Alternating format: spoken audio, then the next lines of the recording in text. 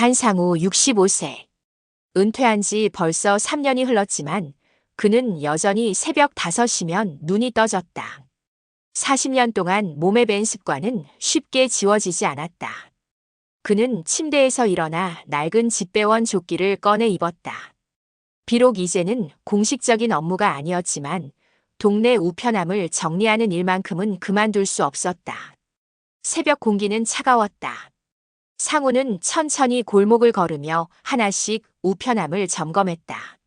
넘쳐나는 전단지를 정리하고 구겨진 우편물을 펴서 다시 넣어주었다.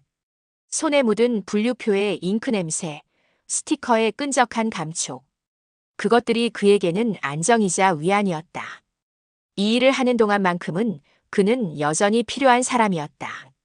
여전히 누군가의 소식을 전하는 사람이었다. 하지만 집으로 돌아오면 달랐다.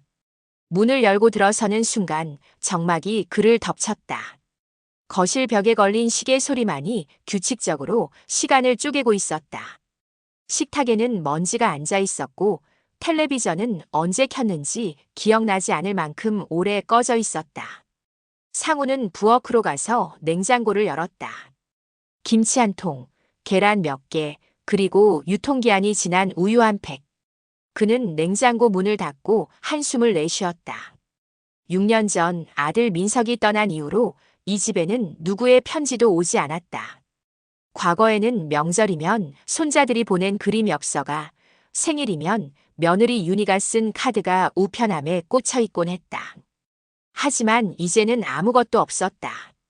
공과금 고지서와 광고 전단지만이 그의 우편함을 채울 뿐이었다. 상우는 소파에 앉아 낡은 휴대폰을 꺼냈다. 검은 화면에 자신의 늙은 얼굴이 희미하게 비쳤다. 그는 천천히 연락처를 열었다. 가나다 순으로 정렬된 이름들 사이에서 윤이라는 이름이 눈에 들어왔다. 그 이름은 지워지지 않은 채 여전히 그곳에 남아 있었다. 상우는 여러 번 그 이름을 지우려 했다. 손가락을 화면 위에 올려놓고 삭제 버튼을 누르려 했다. 하지만 매번 마지막 순간에 멈췄다. 지울 수가 없었다. 그 이름을 지우는 순간 민석과의 마지막 연결고리마저 끊어질 것 같았다. 그렇다고 전화를 걸 수도 없었다. 6년 전 그날의 분노와 후회가 여전히 그의 목을 조였다. 창밖으로 해가 떠올랐다. 상우는 휴대폰을 주머니에 넣고 일어섰다. 부엌으로 가서 물을 한 잔 마셨다. 찬물이 목구멍을 타고 내려가는 감촉이 생생했다. 그는 싱크대에 놓인 컵을 바라보았다. 혼자 사는 집에 컵은 4개나 있었다. 한때는 가족이 함께 모여 앉아 식사를 했던 시절이 있었다. 민석의 웃음소리가, 손자들의 제잘거림이 이 집을 가득 채웠던 시절이. 상우는 고개를 저었다. 과거를 떠올리는 것은 도움이 되지 않았다. 그는 다시 조끼를 벗고 옷장에 조심스럽게 걸어두었다. 내일도 모레도 그는 새벽에 일어나 우편함을 정리할 것이다. 그것이 그가 할 수 있는 유일한 일이었다. 누군가의 소식을 전하는 것. 비록 자신에게는 아무 소식도 오지 않지만. 거실로 돌아온 상우는 창가에 섰다. 동네 사람들이 하나둘 집 밖으로 나왔다. 출근하는 직장인들, 산책 나온 노인들, 학교 가는 아이들. 세상은 여전히 돌아가고 있었다. 그의 시간만이 6년 전 그 겨울에 멈춰 있을 뿐이었다. 상우는 휴대폰을 다시 꺼냈다. 윤이라는 이름을 바라보았다. 차마 지울 수도 그렇다고 전화를 걸 수도 없는 이름. 그 이름은 오늘도 그의 휴대폰 속에, 그의 마음 속에 무겁게 남아 있었다. 그날은 겨울비가 내리던 날이었다. 상우는 지금도 그날의 빗소리를 기억한다. 창문을 때리는 차갑고 날카로운 소리. 그 소리가 들릴 때마다 그의 가슴은 얼어붙는다. 민석이 집에 온 것은 오후 늦은 시간이었다. 평소와 달리 열쇠를 사용하지 않고 초인종을 눌렀다. 상우가 문을 열자 민석은 비에 흠뻑 젖은 채 서 있었다. 우산도 없이. 그의 얼굴은 창백했고 눈가는 붉게 부어 있었다. 아버지. 민석의 목소리는 떨리고 있었다. 왜 이렇게 늦게 왔어? 들어와, 감기 걸리겠다. 상우는 아들을 안으로 들였다. 하지만 민석은 현관에 선 채 움직이지 않았다. 그의 입술이 파르르 떨렸다. 사업이 망했어요. 그 말을 듣는 순간 상우의 머릿속이 하얘졌다. 민석은 2년 전부터 작은 인쇄소를 운영하고 있었다. 상우가 평생 모은 돈 중 일부를 투자했고 은행 대출도 받았다. 처음에는 잘 되는 것처럼 보였다. 민석은 매달 찾아와 사업 이야기를 했고 상우는 아들이 자랑스러웠다. 뭐라고? 거래처가 부도났어요. 받을 돈을 못 받아서. 저희도. 민석은 말을 잇지 못하고 고개를 떨궜다. 상우는 한동안 아무 말도 하지 못했다. 빗소리만이 정적을 채웠다. 그는 천천히 거실로 걸어가 소파에 앉았다. 민석이 뒤따라 들어왔다. 얼마나 손해본 거야? 전부요. 빚만 남았어요. 민석의 목소리는 점점 작아졌다. 상우는 머리를 감싸 쥐었다. 평생 모은 돈. 은퇴 후를 대비해 아껴둔 돈. 그것이 한순간에 사라진 것이다. 하지만 더 큰 문제는 민석의 가족이었다. 윤희와 두 손자. 그들은 어떻게 살아갈 것인가? 윤희는 알아. 예. 지금 집에 있어요. 민석은 고개를 들지 못했다. 다음 날 아침 상우는 일찍 일어나 금고를 확인했다. 은행에 맡기지 않고 집에 보관하던 비상금 300만 원. 혹시 모를 일에 대비해 숨겨둔 돈이었다. 그는 금고 문을 열었다. 비어 있었다. 상우는 믿을 수 없다는 표정으로 금고 안을 뒤졌다. 하지만 아무것도 없었다. 그의 손이 떨렸다. 누군가 이 돈을 가져간 것이다. 금고 비밀번호를 아는 사람은 단 2명. 민석과 윤희. 상우는 곧바로 민석에게 전화를 걸었다. 민석은 아무것도 모른다고 했다. 그렇다면 윤희였다. 상우의 머릿속에 분노가 치밀어 올랐다. 며느리가 시아버지의 돈을 훔쳐갔다. 사업 실패로 정신없는 틈을 타서. 저녁에 민석이 다시 찾아왔을 때 상우는 참았던 분노를 터뜨렸다. 윤희가 돈 가져갔지? 300만 원. 아버지 그게. 민석은 당황한 표정을 지었다. 그 여자가 훔쳐갔어. 사업 망한 김에 시아버지 돈까지 챙긴 거야. 상우의 목소리는 점점 커졌다. 내 아들을 이 지경으로 만든 게 다 그 여자 때문이야. 아버지 제발. 민석은 상우를 말리려 했다. 당장 윤희 데려와. 내 돈 돌려받을 거야. 상우는 소리쳤다. 하지만 다음 날 윤희는 두 아이를 데리고 사라졌다. 집은 텅 비어 있었고 연락도 되지 않았다. 상우의 분노는 극에 달했다. 역시 그랬다. 윤희는 돈을 들고 도망친 것이다. 며느리라고 믿었던 여자가 배신한 것이다. 민석은 그 후로 매일 아버지를 찾아왔다. 하지만 상우는 아들을 볼 때마다 화가 났다.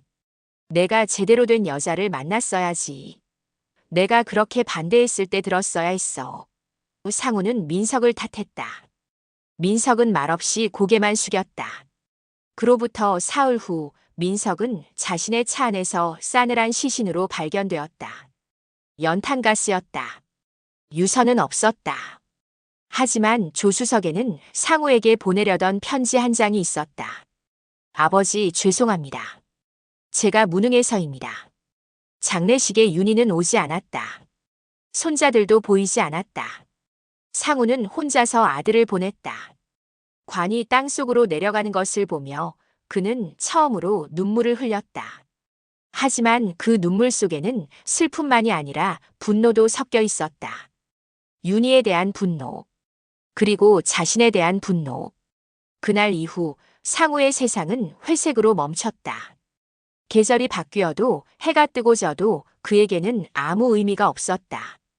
그는 매일 민석의 영정 앞에 앉아 있었다. 미안하다는 말을 하려 했지만 목구멍에서 말이 나오지 않았다.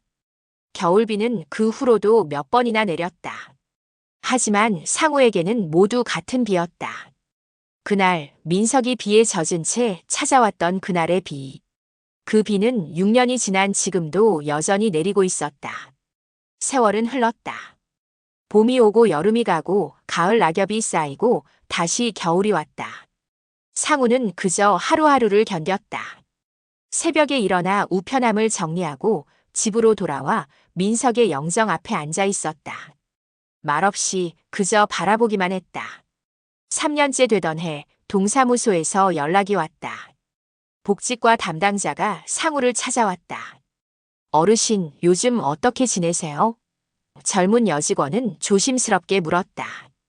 그냥 삽니다. 상우의 대답은 짧았다. 혹시 봉사 택배일 해보실 생각 없으세요? 거동이 불편한 어르신들께 물건을 배달하는 일인데 집배원 하셨으니까 잘 맞으실 것 같아서요. 상우는 처음에 거절하려 했다. 하지만 여직원의 눈빛이 진심으로 보였다. 그리고 무엇보다 집에만 있으면 자꾸 과거가 떠올랐다. 민석의 얼굴이 그날의 빗소리가. 해보겠습니다. 그렇게 상우는 다시 배달 가방을 메게 되었다. 물론 예전처럼 많은 양은 아니었다. 일주일에 서너 번, 몇 건씩만 배달하면 됐다. 하지만 그것만으로도 상우에게는 의미가 있었다. 사람들을 마주하는 일, 누군가에게 필요한 존재가 되는 일. 할아버지 고생 많으세요. 어머, 오늘도 와주셨네요. 감사합니다. 배달을 할 때마다 사람들은 상우에게 고마워했다. 그 짧은 인사가 상우의 하루에 작은 온기를 불어넣었다. 무거운 짐을 나르는 동안만큼은 과거를 잊을 수 있었다. 송장을 확인하고 주소를 찾아가고 물건을 전달하는 단순한 일. 그것이 그에게는 위안이었다. 그런 어느 가을날이었다. 상우는 여느 때처럼 동사무소에서 택배 상자들을 받았다. 5건. 그는 송장을 하나씩 확인하며 배달 순서를 정했다. 첫 번째는 행복아파트 203호, 두 번째는 중앙시장 근처, 세 번째는.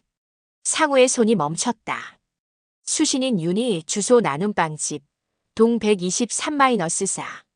심장이 쿵 내려앉았다. 송장을 든 손이 떨렸다. 상우는 그 이름을 몇 번이나 다시 읽었다. 윤희. 그의 며느리. 아니, 이제는 아무것도 아닌 사람. 하지만 여전히 지울 수 없는 이름. 할아버지 괜찮으세요? 동사무소 직원이 걱정스럽게 물었다. 아, 네. 괜찮습니다. 상우는 억지로 웃으며 고개를 끄덕였다. 그는 배달 가방을 메고 동사무소를 나섰다. 발걸음이 무거웠다. 첫 번째 배달지로 향하면서도 그의 머릿속은 온통 윤이라는 이름으로 가득 찼다. 6년 만이었다. 6년 동안 소식 한 번 없던 며느리가 이 동네에 있었다. 상우는 처음 4건의 배달을 마쳤다. 이제 마지막 한 것만 남았다. 나눔빵집. 그는 가방 속 택배 상자를 만졌다. 다른 사람에게 넘길 수도 있었다. 동사무소에 전화해서 사정을 설명하면 다른 봉사자가 배달해 줄 것이다. 하지만 상우는 전화를 걸지 않았다.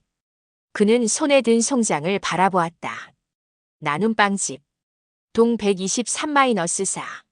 중앙시장에서 그리 멀지 않은 곳이었다. 상우는 그 골목을 알고 있었다. 40년 동안 우편물을 배달하며 수없이 지나다닌 길이었다. 그날 오후 하늘이 흐려지기 시작했다. 먹구름이 몰려오고 차가운 바람이 불었다. 상우는 배달 가방을 다시 메었다. 발걸음을 옮기려는데 빗방울이 떨어지기 시작했다. 가을비였다. 차갑고 가늘게 내리는. 상우는 우산을 펼쳤다. 비는 점점 굵어졌다. 그는 천천히 골목으로 향했다. 익숙한 길이었다. 하지만 오늘은 달랐다. 매 걸음마다 가슴이 두근거렸다. 6년 전의 기억이 되살아났다. 민석의 얼굴, 윤희의 뒷모습, 그리고 자신의 분노 섞인 목소리. 중앙시장을 지나 좁은 골목으로 들어섰다. 123-4. 상우는 번지수를 확인하며 걸었다. 골목 끝에 작은 간판이 보였다. 나눔빵집. 소박한 글씨로 쓰인 간판이었다. 상우는 빵집 앞에 멈춰 섰다. 유리창 너머로 안이 보였다. 노란 조명이 따뜻하게 가게를 비추고 있었다. 그리고 그곳에 한 여자가 있었다. 앞치마를 두른 채 빵을 진열하는 여자. 등을 보는 것만으로도 알 수 있었다. 윤이었다. 상우는 한참을 그 자리에 서 있었다.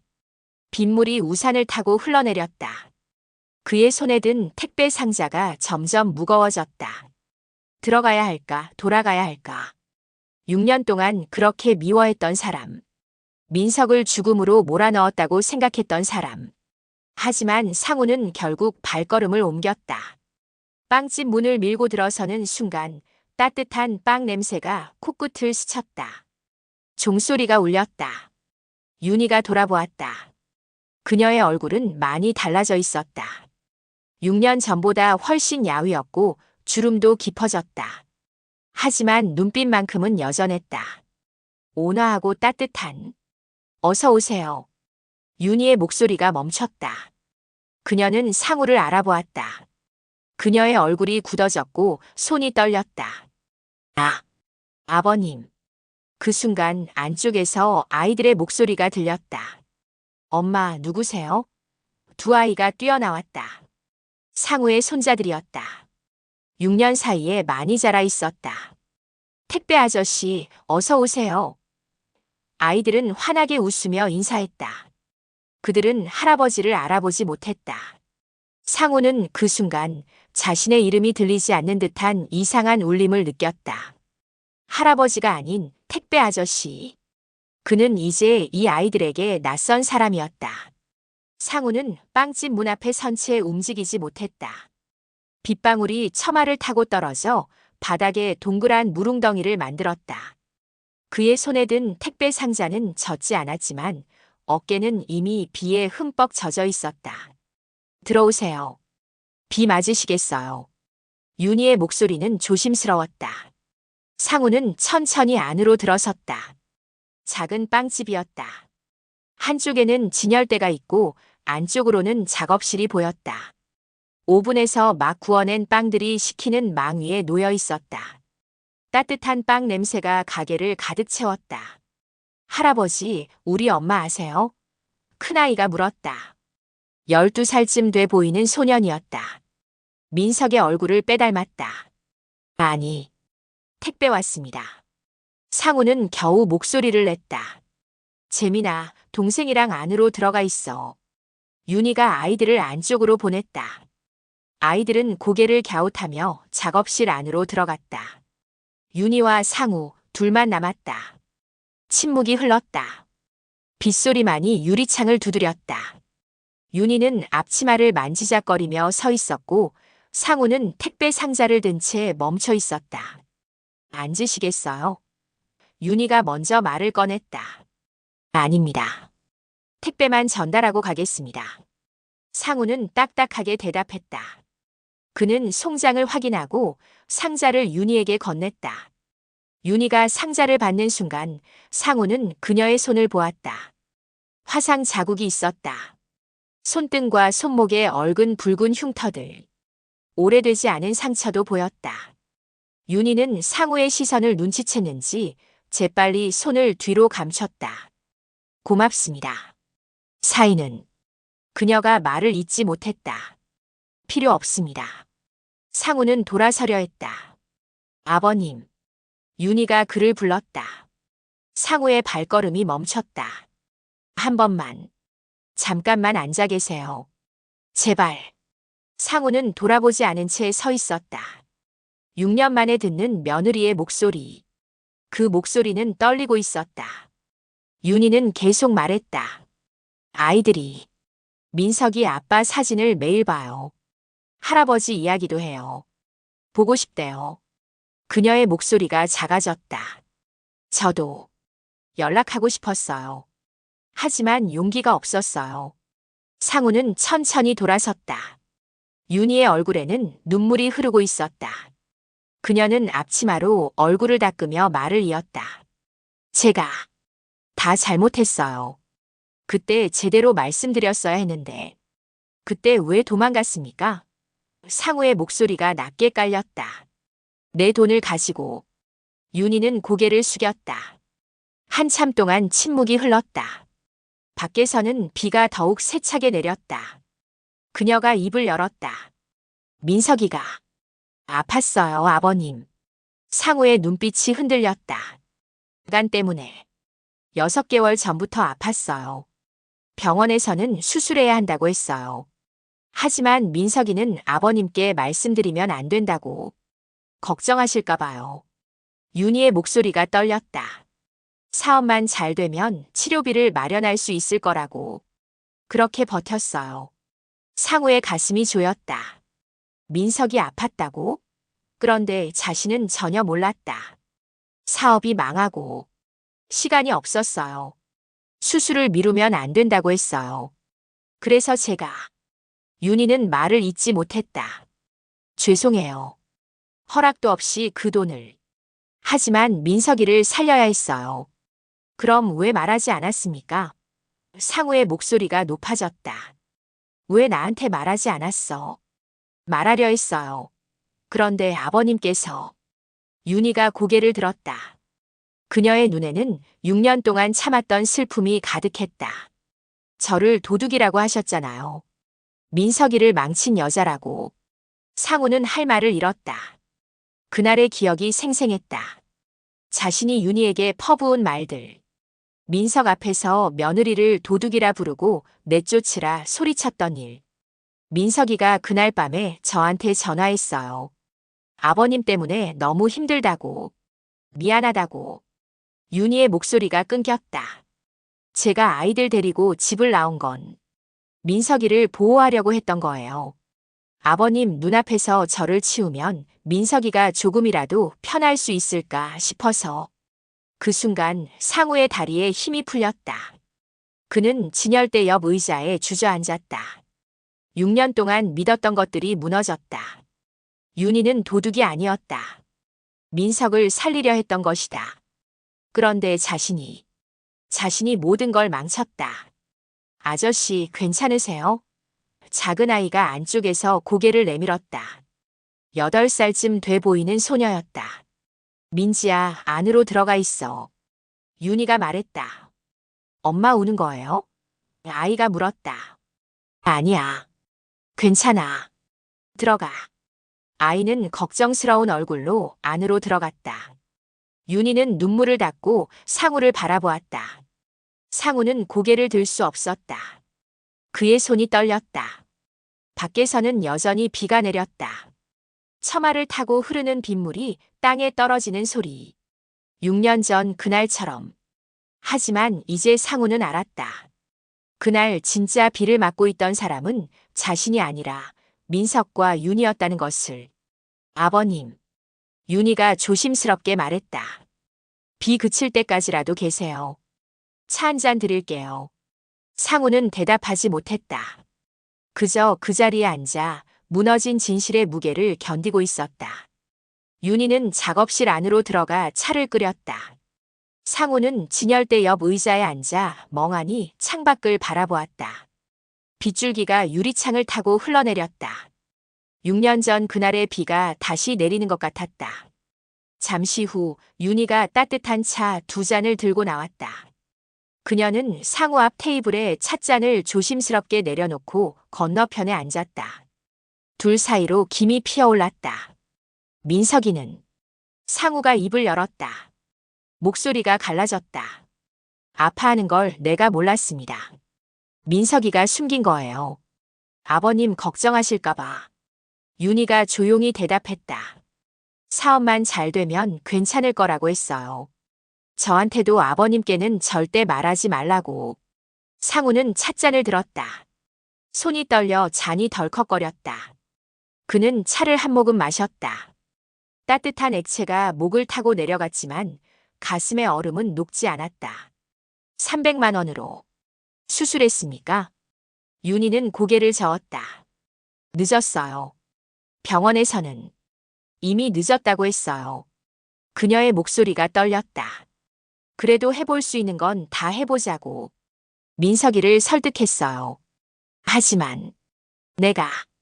상우의 목소리가 작아졌다. 내가 그때 알았더라면 아버님 잘못이 아니에요. 윤희가 말했다. 저도 잘못했어요. 말씀드렸어야 했는데 민석이 때문에 못했어요. 그리고 사실 저도 무서웠어요. 아버님이 저를 탓하실까봐. 침묵이 흘렀다. 밖에서는 비가 계속 내렸다. 상우는 창밖을 바라보다가 천천히 윤희를 보았다. 그녀의 얼굴에는 6년의 세월이 고스란히 새겨져 있었다. 주름, 야윈 볼, 그리고 지친 눈가. 그동안 어떻게 지냈습니까? 윤희는 잠시 망설이다가 입을 열었다. 처음에는 정말 힘들었어요. 아이들 데리고 갈 곳이 없어서 여관에서 한 달을 지냈어요. 낮에는 식당에서 일하고 밤에는 편의점에서 일했어요. 아이들은 어린이집이랑 학교 끝나면 식당으로 데려왔어요. 구석에 앉혀놓고 일했죠. 윤희가 쓸쓸하게 웃었다. 재민이가 동생 챙기느라 얼마나 고생했는지 몰라요. 상우는 가슴이 먹먹했다.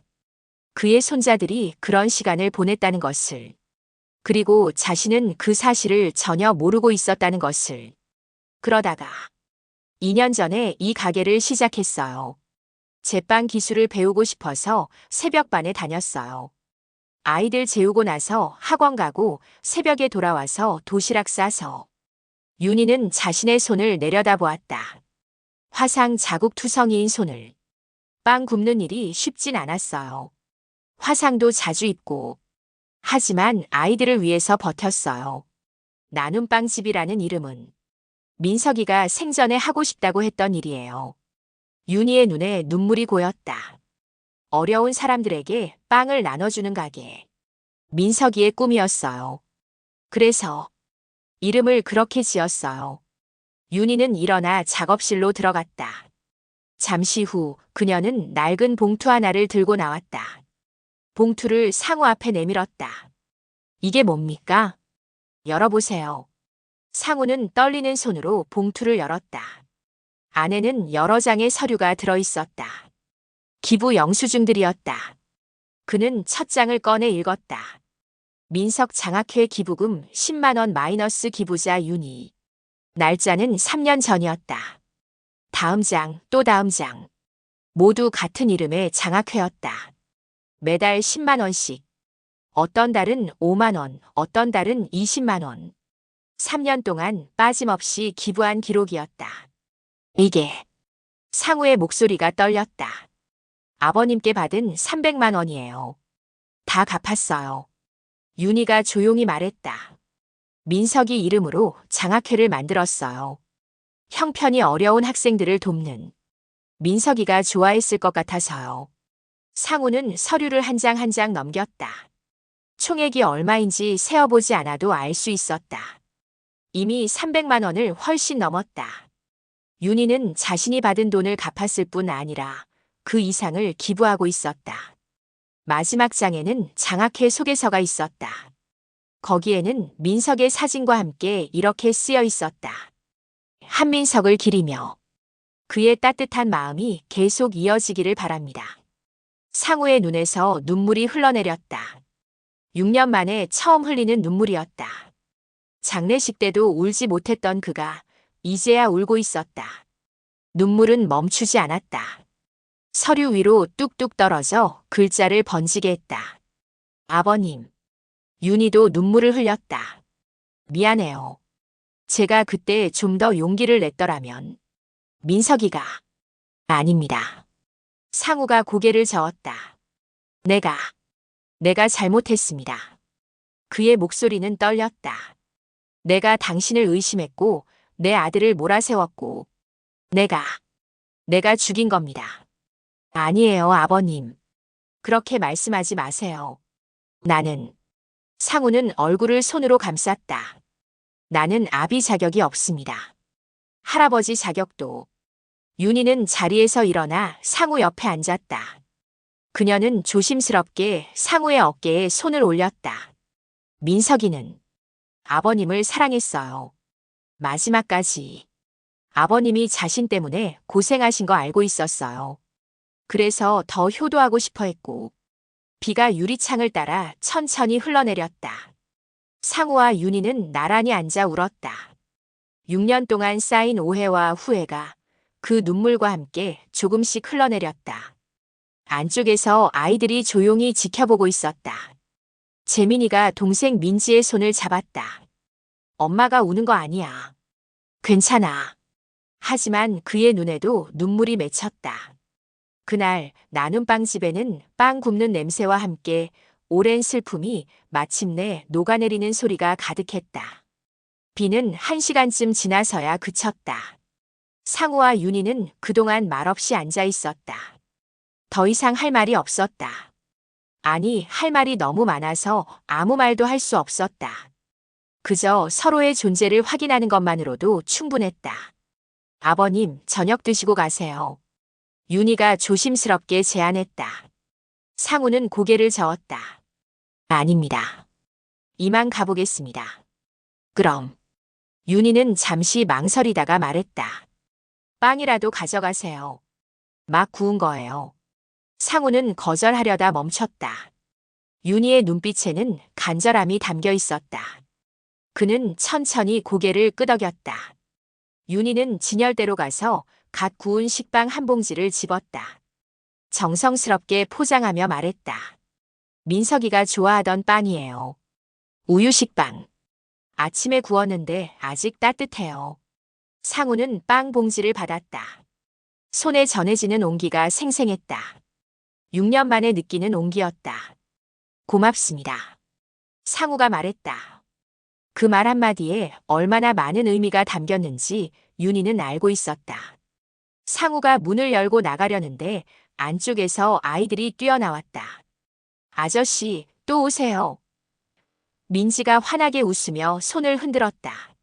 상우는 그 모습을 보며 가슴이 저렸다. 저 아이가 자신의 손녀라는 것을. 하지만 아이는 할아버지를 몰랐다. 6년이라는 시간이 그들 사이를 낯선 사람으로 만들어버렸다. 그래. 또 오마. 상우는 겨우 대답했다. 집으로 돌아오는 길 상우는 빵 봉지를 가슴에 안고 걸었다. 하늘은 개었지만 그의 마음은 여전히 흐렸다. 6년 동안 품었던 오해가 풀렸지만 그것이 위안이 되지는 않았다.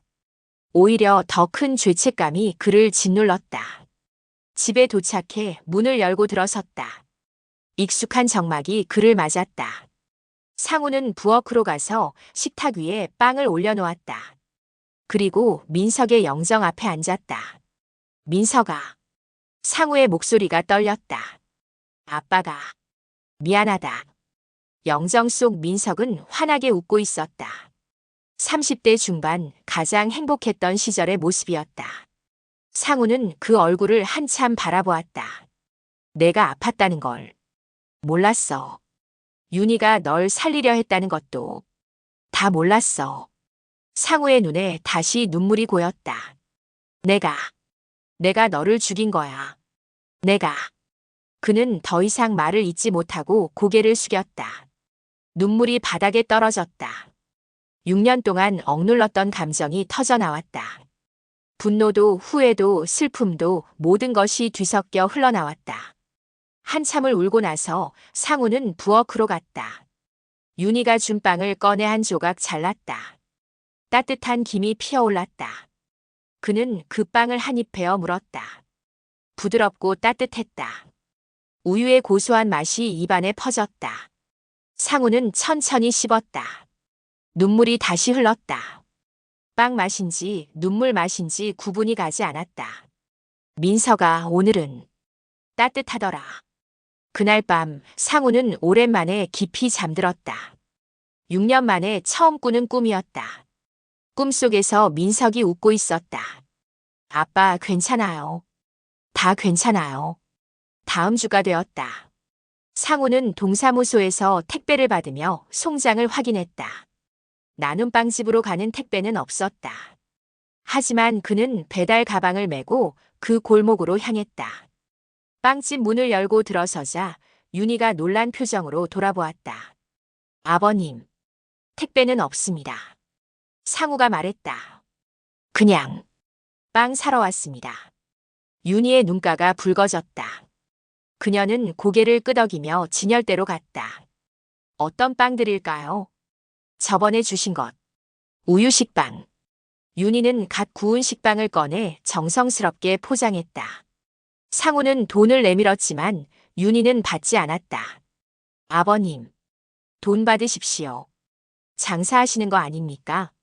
상우의 목소리는 단호했다. 윤희는 결국 돈을 받았다. 상우가 빵을 받아들고 나가려는데 뒤에서 윤희가 말했다. 아버님, 비 맞으면 안 되세요. 상우는 돌아보지 않고 대답했다. 알겠습니다. 그날 이후 상우는 매주 같은 시간에 빵집을 찾았다. 처음에는 일주일에 한 번, 그 다음에는 주 2회, 나중에는 거의 매일. 긴 대화는 나누지 않았다. 짧은 인사와 빵 한 봉지. 그것이 전부였다. 하지만 조금씩 변화가 생겼다. 어느 날은 윤희가 갓 구운 쿠키를 덤으로 넣어주었다. 아이들이 만든 거예요. 또 어느 날은 상우가 손자들은 잘 있습니까? 라고 물었다. 네, 잘 있어요. 아이들도 조금씩 상우에게 익숙해졌다. 택배 아저씨다. 하며 반갑게 인사했다. 상우는 그 인사를 받으며 조용히 미소 지었다. 아직 할아버지라고 부르지는 않았지만 그것만으로도 충분했다. 어느 토요일 오후 상우가 빵집에 갔을 때 윤희가 말했다. 아버님, 내일 민석이 기일이에요. 상우는 이미 알고 있었다. 6년 동안 단 하루도 잊은 적이 없는 날이었다. 아이들이랑 산소 갈 거예요. 아버님도 같이 가시겠어요? 상우는 한참을 망설였다. 그리고 천천히 고개를 끄덕였다. 그러겠습니다. 다음 날 그들은 함께 산소를 찾았다. 재민이와 민지도 함께였다. 아이들은 처음에는 상우를 어색해했지만 산에 오르는 동안 조금씩 가까워졌다. 아저씨, 우리 아빠예요. 민지가 묘비를 보며 물었다. 그래, 내 아빠다. 상우가 대답했다.